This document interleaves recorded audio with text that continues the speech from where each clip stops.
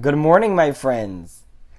We are about to learn today the second chapter of Rambam in the laws of the foundations of the Torah. We are in today's lesson and in today's study, we will be discussing the greatness of God and how through contemplating and thinking about all the greatness of how God is, we can ultimately bring ourselves to come to love Him and to fear Him. But let's see how the Rambam tells us all about this in his own words. Chapter 2 of the laws of the foundations of the Torah, paragraph 1. It is a mitzvah to love It is a mitzvah to love and fear this glorious and awesome God. As it says in the verse, and you shall love God. And it says that you shall fear God your Lord. So the question is, how is a person able to come and love and fear God? So the Rambam tells us that when a person will contemplate on God's wondrous and great deeds and His creations, so then ultimately he'll be able to appreciate God's infinite wisdom that surpasses all comparison or any comprehension, really. And that will bring him to an immediate love and praise and glorify God. And also with a tremendous yearning and a desire for God. As King David says in the verse, that my soul thirsts for the Lord, for the living God, as it says in Psalms.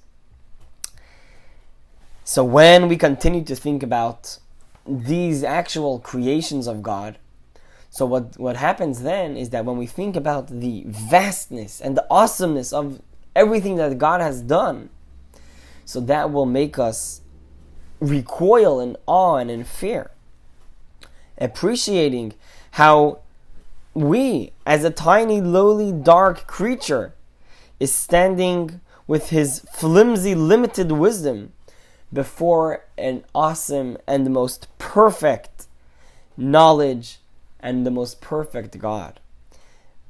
As King David says, when I see your heavens, the work of your fingers, I wonder, what is man that you shall call him?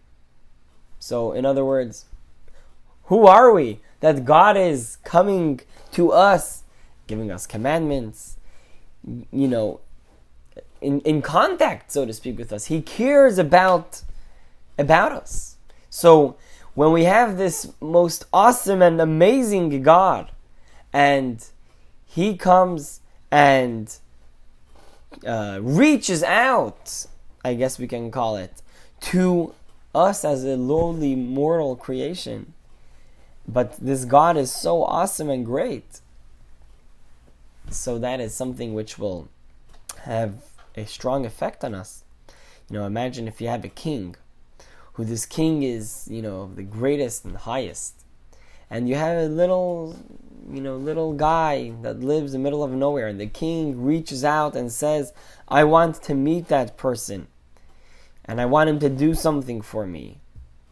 So when that person is being called by the king, he's going to have such a strong love and fear of the king, because, the king asked me to do something for him. That's the most amazing thing. We're talking about a real king. Over here we're talking about God, the King of all kings. And when God reaches out to each and every one of us and tells us at Mount Sinai that I want you to do the following commandment, I want you to do the following things, that is the most amazing thing that can happen. L'chaim. So now, based on these things, so the Rambam says that we have to explain the greatness of God and all the deeds and all the awesome things that God has done in order to come to have a little bit to recognize a little bit the greatness of Him, of God, and ultimately bring ourselves to have a love and a fear for God. So the Rambam continues to tell us there are 3 different types of categories in regards to the creations that God has created. And it's very interesting, a very interesting idea that he brings over here. We have, number 1, we have creations which are a combination of matter and form. So, those are, for instance, humans, or any creation in this world, right? Everything has a form, but everything also has a matter. It has a certain physical being, which is created of. So we have this glass is created of glass, and its form, it's round, it's tall, etc. So these types of creations, they were created by God, and they come into existence, and they stop being existent. So, for instance, started off from sand once upon a time, and now its form was changed, and ultimately we have a glass. Then, eventually, at some point down the line, this glass is going to probably break. If we have little kids around running the house, or also big kids, it's going to go into the recycling, God willing, hopefully, and then it's going to become all the way back to sand eventually. It could be in 10 years, it could be in 100 years. But eventually, it's going to return to its source. And it's going to cease to exist in the way it is. But if you're looking at every creation, it comes into existence and then it goes out of existence. The second type of creation is a combination of matter and form. But it doesn't come into existence in the same way. Like a person is born and then ultimately he goes back to being nothing. Over here we're talking about the creation of the world, of the planets, of the various stars, spheres. These are all different creations, various creations that God has put into creation, and they stay. The stars have been here from the day 1 of creation, and they never change on a major level. And they do their thing. So, that's the second level. Then the third level is a creation that has form, but it doesn't actually have any matter. There is no physical substance to it, because this is an angel. An angel is a spiritual being which doesn't actually have a physical body. I don't want to break anyone's image and imaginary, picture of what angels look like with the wings. You should know that that's not actually what angels look like, because angels don't have a physical body. There are metaphoric depictions of what an angel might look like, but in the truth, an angel is beyond any physical attribute. As he explains that, we do find that the Torah describes in various places that an angel came in a certain figure and in this way and in that way, and whether in various prophecies or so on and so forth. So we find that they do have a certain figure and a certain matter. So the Rambam says that it is all only allegorical. It's only as a parable, just a way to explain it. But it, in truth, as it says in Psalms, is that he makes his angels as winds. So it's just like winds, it's just like air. There is no substance and a physical matter in what they look like. So if so, comes the obvious question. If these angels don't have physical bodies, they don't have anything that makes them to be who they are, so then how are there different angels? What are the differences in between them? Because they're all just the same, because they don't have a matter, they don't have a physical anything that will differentiate one from another. So he says that they are different from one to another in their level, in their level of each one is below the level of the other and exists by virtue of his influence in a progression of levels, one above the other. That's a quote. And he says that everything is coming from God. And as it says, because above the one who is high, there is a watcher, and there are others higher than them. So we're talking about a level when we're talking an intellectual. So imagine you say that one person is greater than another person. So it doesn't mean that, we're not talking about a physical difference, but rather, one person is smarter, he can comprehend better, etc. And that's exactly when we're talking about these angels. So we have a very similar idea. That a lower angel, so we have lower angels and we have higher angels. So we're not talking about a space, that one is on the higher rung of the ladder. But rather we have the angels that are on the lower level, and their comprehension of God, of anything and of godliness primarily, is on the lower level. And then you have angels that are on a higher level, and their comprehension of godliness is much higher.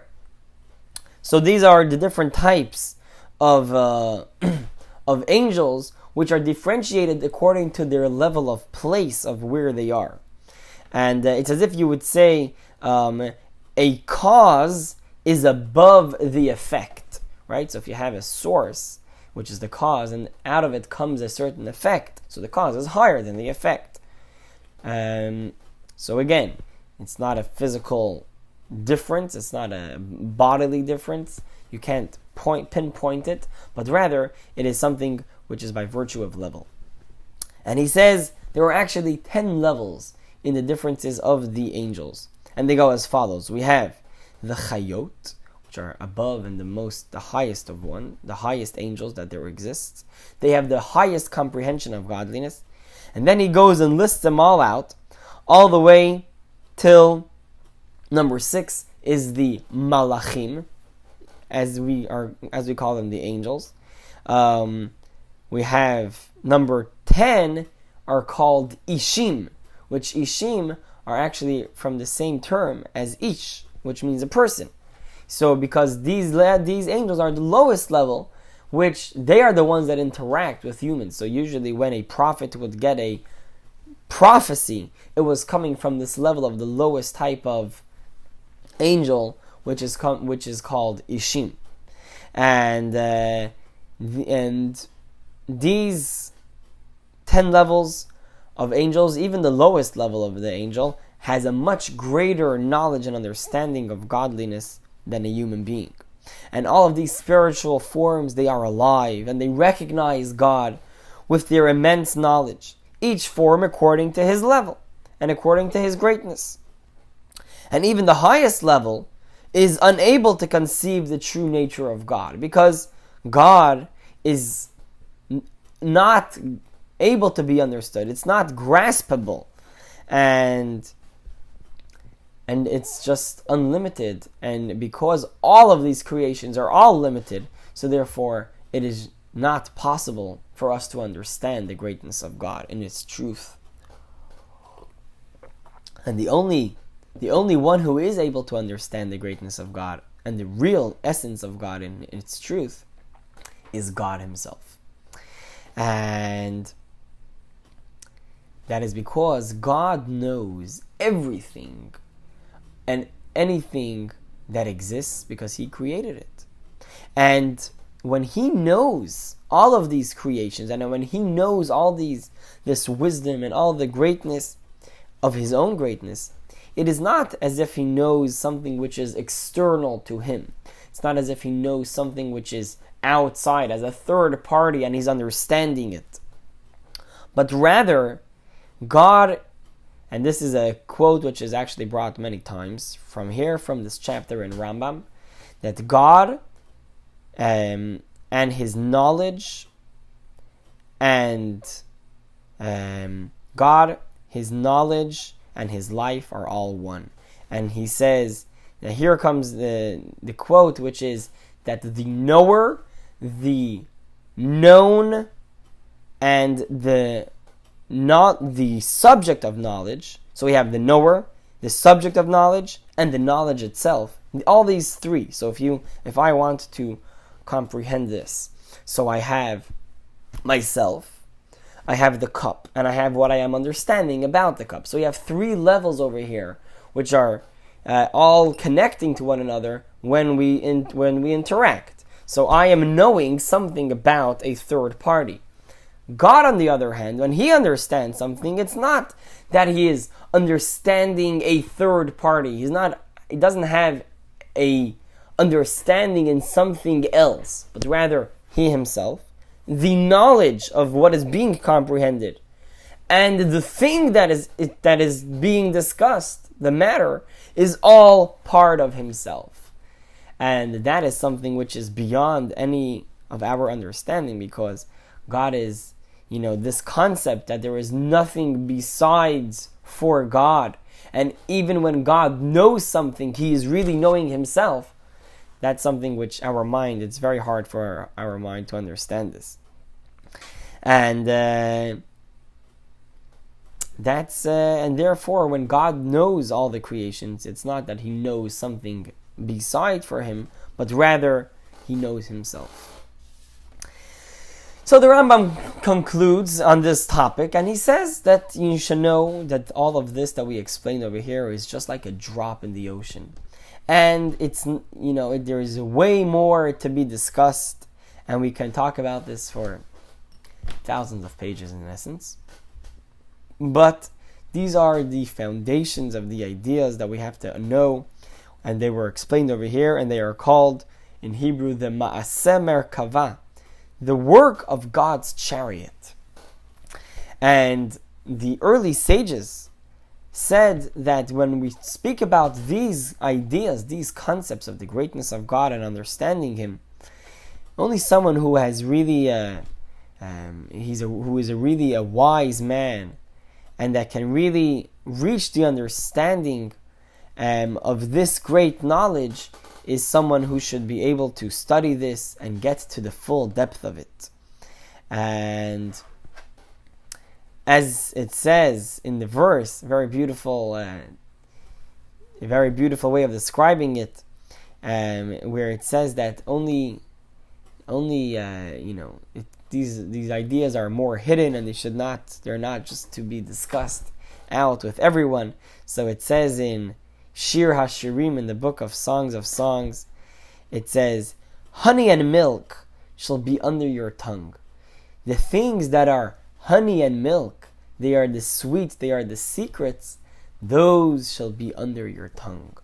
So that's how King Solomon describes this idea that the concepts that are so great and lofty and they're hard to understand should be under our tongue. They should be hidden, and they should only be discussed in certain venues, so to speak. And but in general, and this chapter is concluded. In general, we find that the Rambam himself does discuss the basics and the outlines of this idea, because it is extremely imperative in order for our love and fear for God to come into fruition and to have a real fear and love of God, which if we don't think about God and if we don't study about the greatness of God, we will never come to have any feeling for Him, because if we don't know who God is, then what are we going to understand? What are we going to feel? So we need to come to study. We need to understand the greatness of God. So he says that we shouldn't get too deeply involved in the secrets and in the levels and in etc., studying about all the highest of the angels and so on and so forth. But when we're talking about on a practical level, that we have to know and comprehend the greatness of God on a basic level, there's a lot to be studied, and there's a lot to be discussed. and much to be comprehended. So, therefore, it is very important to study about God, and it's actually a mitzvah, the mitzvah of loving God. It's asked, commentators ask on the verse where it says, you shall love God. And the question is, one second, how can God give us a commandment that we must love Him? Well, if I love Him, so then I love Him. But if I don't love Him, how can I have a commandment that I must love Him? Can you tell someone, you must love this person? Like, well, I actually happen not to. Well, I'm sorry. But no, you have to love them. So how does that work? So it explained that when we contemplate ourselves and when we think about all the greatness of God and His awesomeness, so that will ultimately bring us to loving God. So when we're talking about this mitzvah, where the Torah tells us, you shall love God, this actually means it's a mitzvah on the contemplation. It's a mitzvah on the meditation in the greatness of God, on the study of the greatness of God. And that brings us to the love and to the fear of God. So with that, my friends, I will leave you for today. And I wish you all a very good day. And we will, God willing, continue tomorrow. L'chaim.